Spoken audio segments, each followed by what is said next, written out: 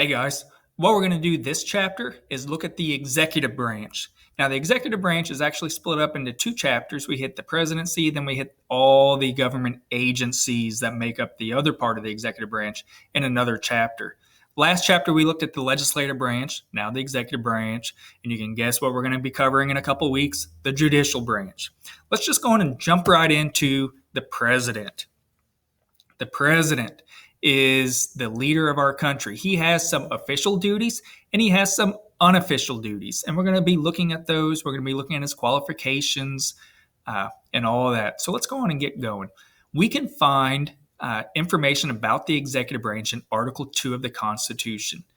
And it starts off with the executive power shall rest in the hands of a president. So the president is the chief executive. He is to ensure that government programs are carried out. He enforces the laws. He is also the chief administrator. He runs the executive branch. He is in charge of about 2 million employees. Now, does he invite them all over for dinner? No. Does he know their names? No. There's lots of people that help him. Secretaries of the different departments, assistant secretaries, all those people help the president manage that workforce. However, the buck stops with him. The president is commander-in-chief. He is in charge of our nation's military forces. He can call troops to action. He can bring troops home. Now, Congress does have the power to declare war, but there's things that the president can do as commander-in-chief that can bypass that. The president has sent troops to lots of places. The last time we declared war was World War II. The Vietnam War was not technically a war. The Korean War and the Gulf War. We call them wars because they were. But Congress did not specifically declare war. And so the president does have a lot of military powers. So he's chief executive. So he's the main guy enforcing the laws. He's the chief administrator. He's the head manager of the executive departments, and he's commander-in-chief. He's also in charge of our foreign policy. He represents the United States to other countries. He can bring them in. He can bring dignitaries and other ambassadors to the United States. He appoints ambassadors for the United States to other countries, and he negotiates with other countries. And that's called diplomacy. Now, the Secretary of State helps him, but he has the ultimate say. And then he is the chief agenda setter. He can outline programs for Congress to consider. He sets the agenda. He can issue executive orders. He helps Congress prepare the budget. But he plays a big role in what is the government going to be doing. Now, there's official roles and there's unofficial roles. And we're also going to be looking at official qualifications and unofficial qualifications. So some unofficial roles, he is the chief of state. The chief of state is, the symbol of the United States. The president flies in on Air Force One. Everyone knows that's the United States. That's the president. He is also party leader. Currently, President Trump, soon to be President Biden. President Trump is the leader of the Republicans. Joe Biden, in just a day or two, is going to be the leader of the Democrats. And so they shape their party's platform. They shape their party's beliefs. They help raise money for their political parties. The president is also chief citizen. They represent the American citizens.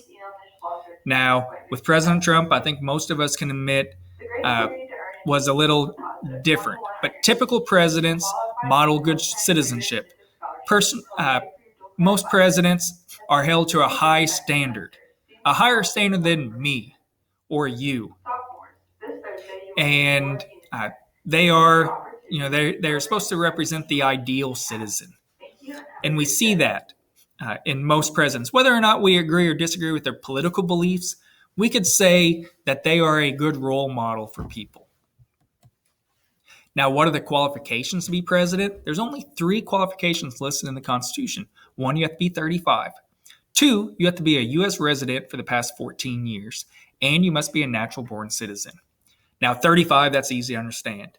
Must have lived in the United States for 14 years. What that means is, let's say I want to run for president. I'm 41, so I can be president. I live in Canada for the past 20 years. And then I come back to the United States 3 years before the election. I can't run. I have to be a resident of the United States for the past 14 years.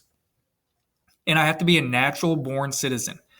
Natural-born citizen, most people will just instinctively say, well, you have to be born in the United States. Well, there's more to it.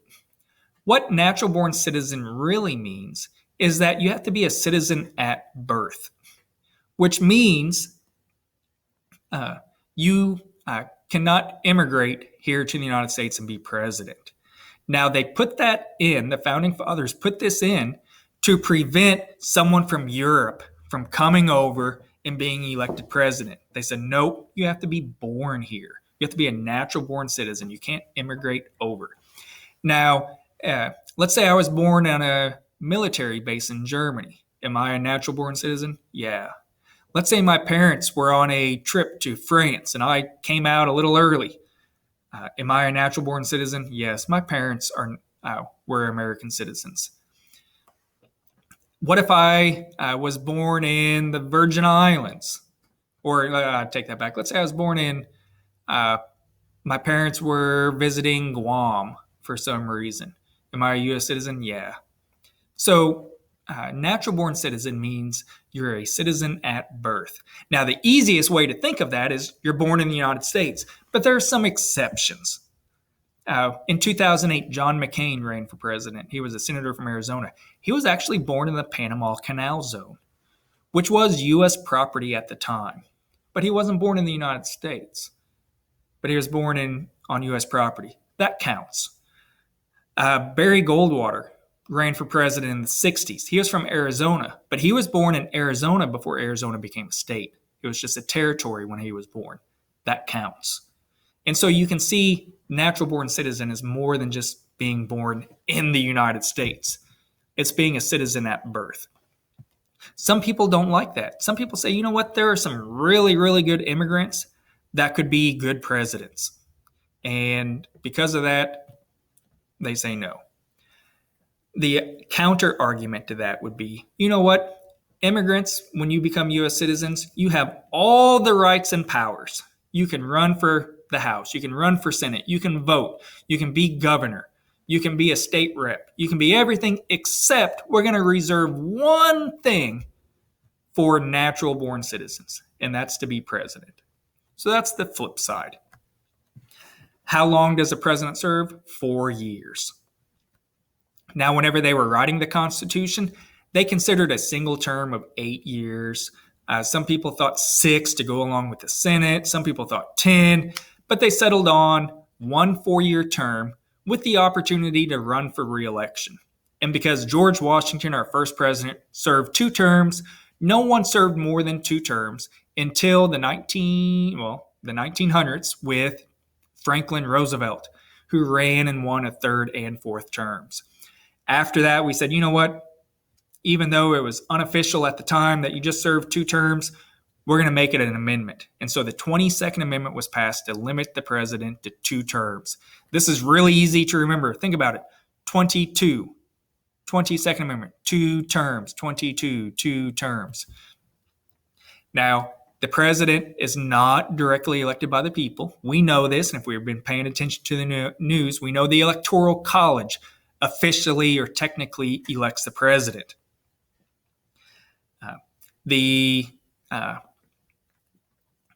With the Electoral College, the way it's set up, each state gets a certain number of votes that's equal to the number of members they have in Congress. So small states actually get a little bit more say than larger states. For instance, Wyoming, that has like 600,000 people. They have 1 rep and 2 senators, so a total of 3 votes in the Electoral College. Well, their people, those 600,000 people, get 3 votes. Larger states, California, even though they have more people, their vote is worth just a little bit less than Wyoming's vote because of this. And that was a deal or a compromise that was made between the large and small states. What happens if the president dies? The vice president takes over. And that's called succession. Who takes over? Now, the Constitution really is not super duper clear as to, does the vice president, does he just take over? Is he president? Is he acting president? Temporary president? It's not super clear. Now, we know that if the president dies, the vice president takes over, and the vice president's president. John Tyler did that in 1841 when William Henry Harrison died after 30 days. He assumed the title. People called him Mr. President. In the 1960s, we have the 25th Amendment, which incorporated that into the Constitution. So it made it formal. If the vice president dies, the vice president takes over and becomes president. Now, the 25th Amendment also has other provisions. What if the president has a stroke but doesn't die? Is he still president? But what if he's in a coma?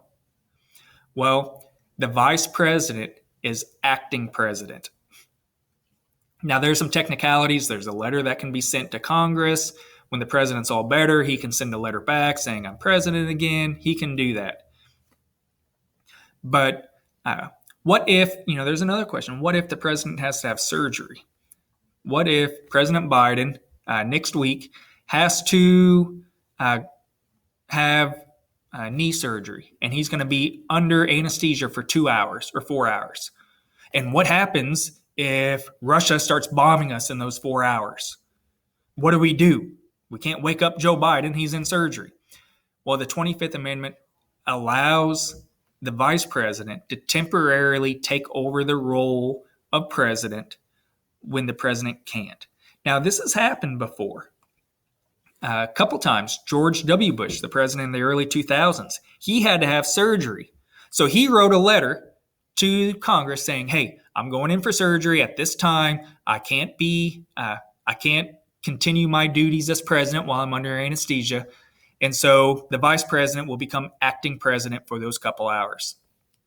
And that's what happened.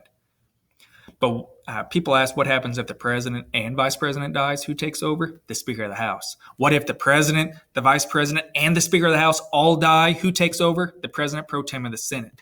Now look at this chart. And something I want to clear up is, let's say the president dies. The vice president takes over. Does everyone just get bumped up the list? No. The Speaker of the House does not become vice president. The president pro tem of the Senate doesn't become Speaker of the House. You don't just bump up the list. If the president dies and the vice president takes over, that one spot right here on the screen is vacant. And now the new president has to pick someone to fill in that spot. Or if, let's say, the president and vice president dies, Speaker of the House goes up to president. Well, now the former Speaker of the House, the new president, gets to pick a vice president. And the House of Representatives has to pick a new Speaker of the House. And so it may seem logical that everyone gets bumped up, but that's not how it works. How much the president get paid? What are his benefits? He gets paid $400,000 a year. Vice president about $208,000. The president has all sorts of benefits. Lives in the White House. Has chefs and butlers and doctors. He has health insurance, retirement benefits. He gets about $200,000 a year in retirement. He has Secret Service protection, lifetime Secret Service protection. He has all sorts of cars. He has planes, Air Force One. He has helicopters. He has private retreats like Camp David, which is a little bit out of the way from Washington, D.C. It's like a big cabin in the woods. The president has all sorts of perks, as you can see. What are some informal qualifications? If you look at some general characteristics of previous presidents, most of them have been middle or upper class, well-educated white guys, Christian white guys. Most were in the military. That's a general overview. Not all. A good chunk had been governors before. What are some personal qualities? You can read this. Uh, you have to be appealing. You have to have leadership qualities, have a vision. You have to be persuasive. You have to get people to vote for you, inspiring. You have to be confident, poised, charismatic. You have to be an effective manager. Those are some just personal qualities to be president. They're informal, so they're not mandatory, but just personal.